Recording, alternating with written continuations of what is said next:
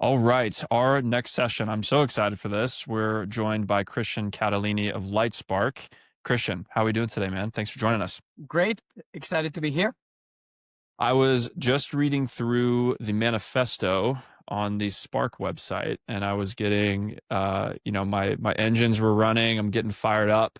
I'm so excited to dive into Spark because, two of my favorite things are coming together here. You have Bitcoin and Lightning with stablecoins.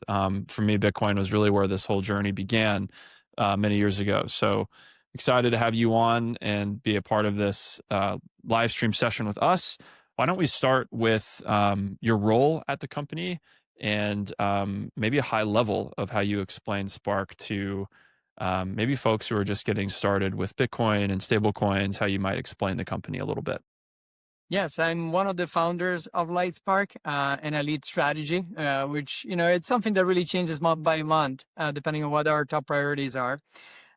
Spark is something quite important and near and dear to our journey. A journey that, to be honest, started many, many years ago when we came together with David and a few others as the founding team of Libra. That project, incubated within Facebook, was trying to really release an open protocol for money. So for everyone to move value across the globe at a very low cost.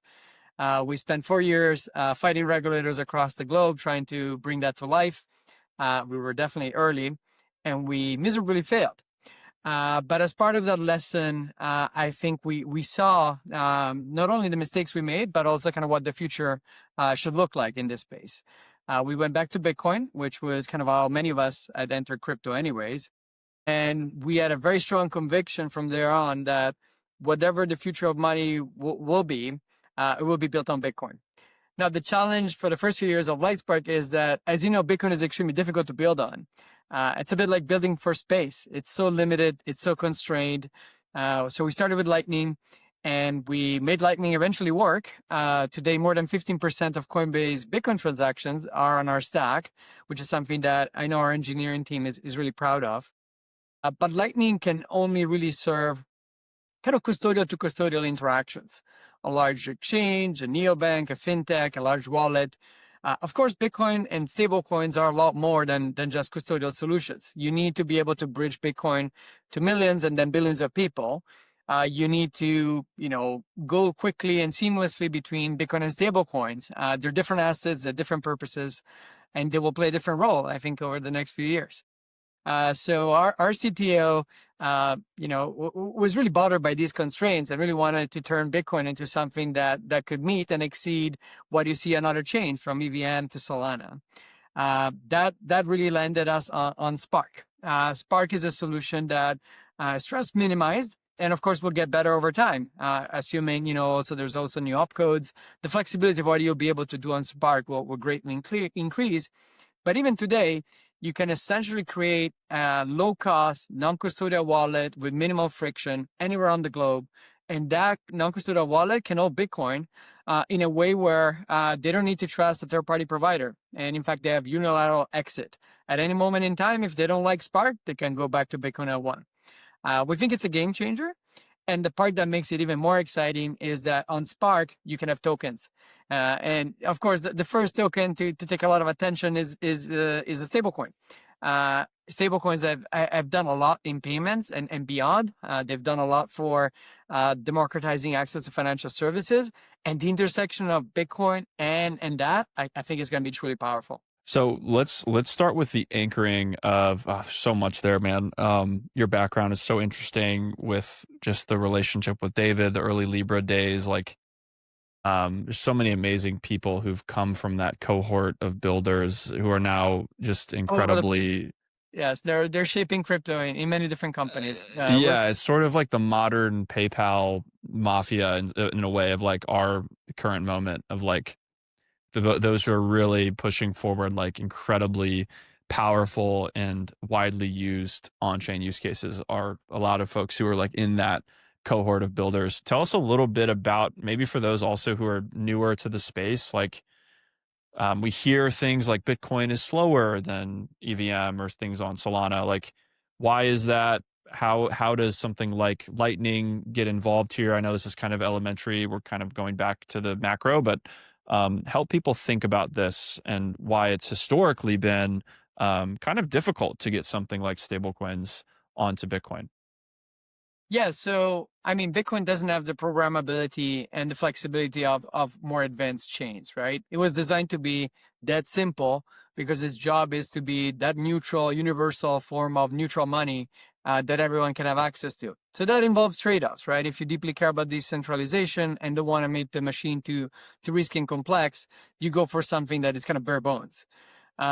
We started on Lightning, and we were able to really scale it. Again, now 15% of the number of transactions, which is often like smaller transactions that happen between Coinbase customers and others on the network, are running on our stack because they're cheaper, they're faster, they're instantaneous. But Lightning works by essentially locking Bitcoin liquidity in pairwise channels.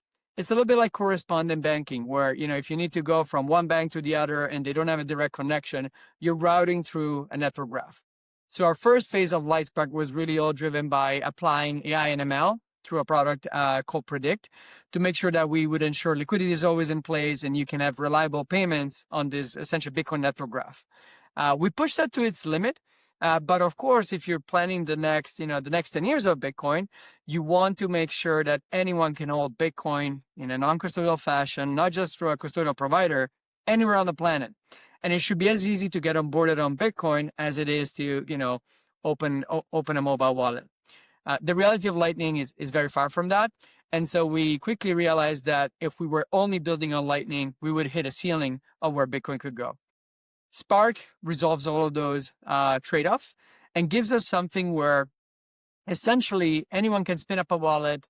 You can have a wallet that lives in your mobile app, is always available, and you can send and receive at practically no cost.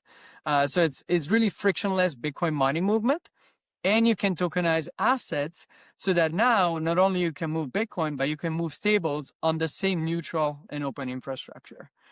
As Spark grows, I think there's been a lot of excitement about bringing Bitcoin back. Many wonderful non-custodial wallets have dropped Bitcoin, right? Because sure, you can have Bitcoin, but every time you transact, you have to pay an one transaction, so it's very costly. But what we're seeing now is that everyone is coming back into Bitcoin. And it's not just meme coins and trading. And of course, there's going to be DEXs on top of Spark and more. All the obvious things that people have seen in the EVM and Solana ecosystem. But I think what's going to be truly unique about building on Bitcoin and DeFi on Bitcoin is that you have Bitcoin, right? So if this becomes the most important cryptocurrency and digital asset for the next decades, which I think many of us will agree will, then it's obvious that from lending to other kind of higher primitives for financial services, they want to be as close to Bitcoin as possible. That's what we're building on top of Bitcoin. That's why we think Spark will really unlock developers to build all the kind of things they wanted to do. Something like as simple as Bitcoin rewards, right? Stablecoins today give you some form of yield. And of course, with the Genius Act, a lot of that will be changing. But why can't you get Bitcoin rewards? I mean, that's probably what many would want over a simple stablecoin reward. If I'm a builder, if let's just say the capabilities of what's possible are equal between something on Bitcoin versus Ethereum versus Solana versus all of the other chains, like in your mind, what would the argument be to that builder, or the case that you would make to that builder to say, hey, like, look at this liquidity, look at the security, like what is that argument that you would make to them on why Spark, why Bitcoin? I would say, imagine a world where as a developer, you can, with a few lines of code, move any tiny amount of Bitcoin at zero cost or almost zero cost. Now you can use that Bitcoin to design a loyalty reward scheme. You can use it to kind of trigger all sort of interesting behavior in your app. You can combine Bitcoin with stablecoins, so you can start thinking about collateralized lending and other things that will come into the ecosystem. Those were all things that in the past you had to do, to be honest, through a centralized intermediary, some form of wrapped Bitcoin, which of course is not Bitcoin. And so what we're quite looking forward to see on Spark is people coming back and seeing Bitcoin not just as something that you only use for very large transactions, but you can embed into every experience. To me, that's kind of a seismic shift. Just think about tipping. We saw a few days ago an application go live that allows users to tip other users on X using tiny amounts of Bitcoin. People don't love spending their Bitcoin, right? Because of course they're usually long Bitcoin, but there's all sort of things that you can do once people have a non-custodial pocket of Bitcoin in their app. Yeah. Can you speak a little bit to security and liquidity? I know that's something that you guys, even in the, I believe David on his comments in the report here, we're speaking specifically to that piece of the game here in terms of the security and liquidity of the Bitcoin network versus others. Yes, I think it's the liquidity piece is sort of obvious, right? If you look at institutional adoption, there's only one player in terms of network and asset that everyone is featuring. Whether it's the large, TradFi institutions or neobanks across the globe, everyone starts with Bitcoin. That means that it's the asset with the most liquidity. And often something that people don't think about is that because there's so much interest in Bitcoin as an investment asset, there's a really strong complementarity between Bitcoin, the investment asset, and Bitcoin as a payment vehicle. There's a lot of debate around the stablecoin sandwich, right? It's essentially moving money fiat to fiat using a stablecoin in the middle. As it turns out, for many global corridors, going from fiat to Bitcoin and then back is cheaper. You may wonder why. Well, first of all, there's a lot more liquidity in Bitcoin than, say, in USDC in many of these corridors. But second, there's a really nice complementarity between those two assets. So if I'm a market maker, I would love to onboard a wallet or a client that I know is going to do payments, and so it's not going to try to arbitrage me away and offer them better rates for those conversions than doing the same for a stablecoin. There's no arbitrage around the stablecoin by design, right? So the price will be narrowly close to parity. It's really cool. So you started going into this a little bit, but I would love to understand more around, you mentioned this tipping use case on X, some of the market making use cases that you're seeing. Give us a little bit, if I were to think through the ideal business development conversations, partnership conversations, folks that are coming in and filling out the lead form that get you really excited. You're like looking through these companies. You're like, oh yeah, let's go talk to that one. Like, who are those types of companies right now for Spark? What are you seeing there? And maybe even if you can name maybe some launches or recent case studies or companies that model where you think the puck is going in terms of the customers you want to be serving. Yeah, Leo, our GM for Spark, has a long list of conversations. Shout out to Leo. We love stages. Leo. Yes. To be honest, look, the ones we have already announced are some of the most exciting, and there's many more of that type, right? So Magic Eden, which of course always played a major role on Bitcoin, is really betting on Spark as part of their future trajectory. But then there's also these companies that, even if they're in the stablecoin space, they're really Bitcoin aligned. So if you think about Tether, and you saw we're going to be part of their wallet SDK, so that's kind of a major piece of the infrastructure. Tether is long Bitcoin and has been a very strong proponent of Bitcoin for many years. And so that overlay of stablecoins and Bitcoin and money movement on a truly open network, I think it's more important now than ever. Why? You're seeing every day a new proprietary or branded chain coming to life, right? So Circle with Arc, Stripe with Rumored Tempo. I'm kind of worried about some of that, right? Because in a sense, we may end up replicating the history of the internet, where we had beautiful, open, neutral protocols like TCP/IP, SMTP, and alike, and then we ended up building closed wallet gardens on top. If we allow stablecoin issuers to tie rails and asset, suddenly we're back into a different type of wallet garden. I mean, it's not the one of the card networks, it's not the one of some of the large fintech providers, it's just one by a stablecoin issuer. So we strongly believe in a world where the protocol, the network needs to stay neutral and open and interoperable. Bitcoin has a really good shot at being exactly that. And then you can have competition between many different issuers and different assets so that consumers and businesses really have choice. That's why, building on Bitcoin, even if it's, much harder than building on some of these more advanced networks. After all, with Libra, we built what was the state-of-the-art network, but it's not really about the technology, it's about the governance. If you can do that, and if you can really push a protocol that stays open and that people can access, and even competitors can agree on, right? So how do we get competing neobanks on the same stack? How do we get competing wallets on the same stack? one wallet will not want to be on the preferred chain of the competing wallet or the preferred PSP chain. So when you play it all out, and this really comes from the lessons of Libra, the only way to ensure neutrality, the only way to ensure that this will work out is to build on Bitcoin. Something, if you're listening into this, go check out Christian's articles. He has so many amazing articles that he writes on Forbes. It's Forbes, correct, that you're publishing on? Really, really thoughtful pieces on what I find most enjoyable about your writing, Christian, is the way that you use lessons from history and lessons from the past of like other technological movements to help us think about this stuff. Maybe just on that, you mentioned this like early learnings from the early internet of these walled gardens or closed loops. What would be the equivalent here with, or the downside? Like what happened? Educates some of us on the downside of those like walled gardens in the internet. What happened there, or what sort of downsides did we see when that happened? And if, as we think through the parallel of the specific blockchains or ecosystems today that we're looking at here on the payment side, what are those parallels, and what uniquely should we be more critical of, in your opinion, or more, take more of a thoughtful approach with, or just be wary of as we try to innovate here? I think we're entering this really like gasoline on a fire moment of the industry, and there's like really a ton of excitement around it. I can get caught up in that personally, but it's also like having a measured, careful approach, looking at the past and not replicating disaster. Just speak a little bit to that, because I know you think that way really, really nicely. Yeah, so look, I think history only rhymes, right? So it's not going to be a perfect analogy. But the reality is that I do think there's two major centralizing forces within crypto right now.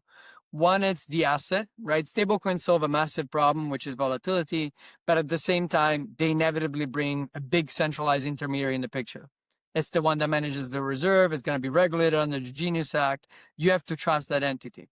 That also gives them some power, especially in a world where there's not many stablecoins, but there's only a handful. So that power can later be translated by expanding to new products and services, which is kind of what we're seeing over the last few months, right? Whether you're launching your own payment network or your own network rules, that is not that different than a credit card scheme. So when you see that, at least for me, the alarm bells go on. The other one is about the rails. After all, when Satoshi wrote the white paper and eventually released Bitcoin, the whole idea was creating infrastructure for money that was truly open, right? And so if we end up in a world where, because we need to scale, because we need scaling solutions, we need more TPS, we need more functionality, we're kind of moving all the way up to layers where others have more influence, we may kind of kill the baby with the bathwater. What could that look like? It's something where, as large players scale, there's going to be all sort of incentives of staying within their L2 or their scaling solution or their L1, depending on the approach they take. They will start, favoring their own rails versus others. So you could imagine a stablecoin issuer like Circle with Arc suddenly changing the terms of how USDC behaves. And now quickly, they're going to be able to pick winners and losers. And that's exactly what crypto is meant to avoid. So that's the nightmare scenario, but I'm extremely optimistic because I think, first of all, it's too close to the ethos of why many of us, more than 10 years ago, got really excited about the technology. And in the end, if we protect interoperability, if we build technology that's modular and breaks through these silos, then I think the right outcome will win. Yeah, it's awesome. As we round out here, speak a little bit, you said in the beginning, just the role of a wallet provider like Dynamic in this mission of a global, non-custodial infrastructure. How do you work with the team over at Dynamic, and specifically, where do they fit into the mix here? I've been in touch with Itai over many years as he's been evolving the work over at Dynamic. Look, modular, frictionless infrastructure that can onboard 1 billion people is going to be extremely important. And we strongly believe that with Spark, this is going to be an ecosystem effort. It's not just going to be LightSpark. Of course, we're going to be heavy on the R&D and try to push open source code that can really push us forward. But everyone has to play their part. And I think the work that's been done on the wallet infrastructure is going to be the biggest unlock. When you think about the gap between crypto today and crypto even in a few years, it's going to be really closing in on the experience that people expect on a fintech app. When you use one of our other products, UMA, on a neobank like Nubank to send money, say from Brazil to the US, it looks and feel like traditional fintech app. You don't even know that Bitcoin is involved. I think we need to get to that level of usability and seamlessness for people to suddenly kind of embrace crypto at scale. It's something that is sometimes controversial in crypto because people want you to go through all the rites of passage of setting up a hard non-custodial wallet, learning about keys. I still remember when we did the Bitcoin experiment at MIT. A good chunk of our MIT undergrads, which on average pretty smart, did all sort of terrible things with their private keys in trying to claim their $100 of Bitcoin. At the time, it was a third of a Bitcoin, so you can only imagine, that was a good investment on their side. Teams like Dynamic are really pushing the boundaries of how can we make it easy for people, understandable, simple to use, simple to recover. And as that happens, I think you'll see crypto everywhere. Maybe you won't see it because it will be hidden behind the scenes, but it'll be powering most of what you do when it touches money. Yeah, some of us would argue that it's better to not see it. I'm probably in that camp for the most part. I'm looking at the site here, and I got to ask, tell us a little bit about stable change that's coming Q4 of this year. What is that? Just curious to know more around that. Looks like you guys have some core products here that you're pushing: issuance, wallets, and then stable change. What's coming there? If you can speak to that. Yeah, stable change and in general, our approach to Bitcoin rewards is how do we enable builders to really make Bitcoin an important part of the stablecoin ecosystem? When you think about stablecoins today, they're still struggling with the revenue model, right? Just look at some of the quarterly earnings to realize that, sure, interest rates are high right now, and so things are good. But as the Fed will correct, those will come down. And if you're really an issuer, you need to think thoughtfully about how do I scale my ecosystem, irregardless of interest rates, in a way that's sustainable. So we do think that issuers and others, wallets, merchants, and many more, will want that flexibility, like we've seen with credit cards and interchange, to really tweak the parameters of how do we transfer value so that the ecosystem can really thrive.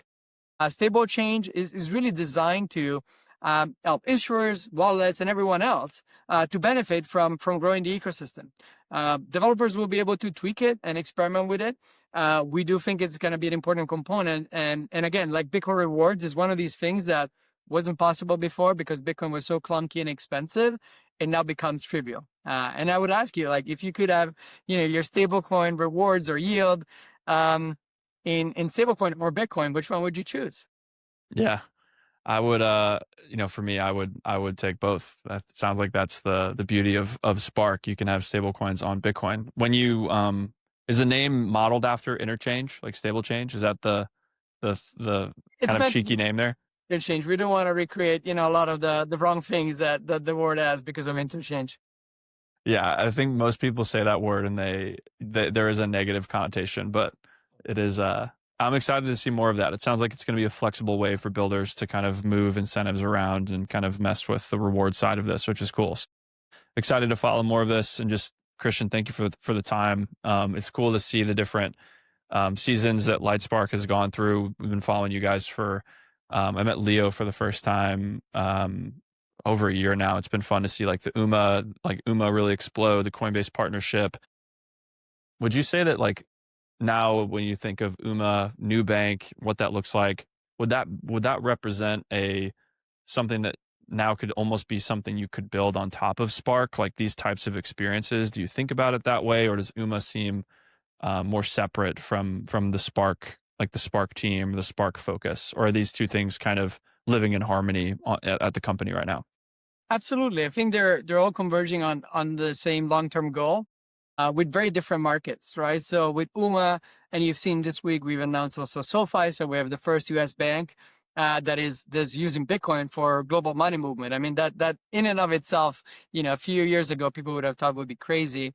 Nubank, of course, they have a massive, 100 million customers in LATAM. So that region is going to be really important in all of this. Revolut and many more that we haven't announced yet.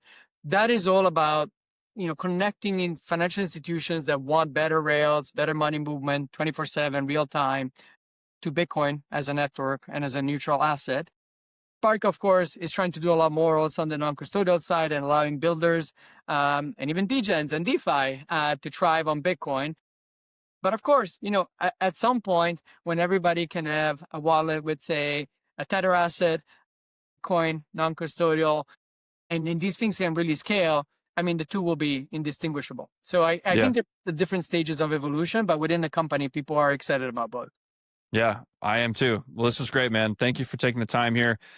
This is the last session, and we'll wrap the live stream event here. So thank you everyone for listening, and thank you for Dynamic again for putting this incredible stablecoin playbook together. So many incredible contributors here that came together to put their thoughts, efforts, insights into a single PDF, a single playbook for builders. It's 55 pages long. Go take a look at it over the weekend. Grab your coffee and take the time with a highlighter if you can. Christian, thank you, man. This was fun. Thank you for the questions. It was really fun. Awesome. Have a good one. Bye.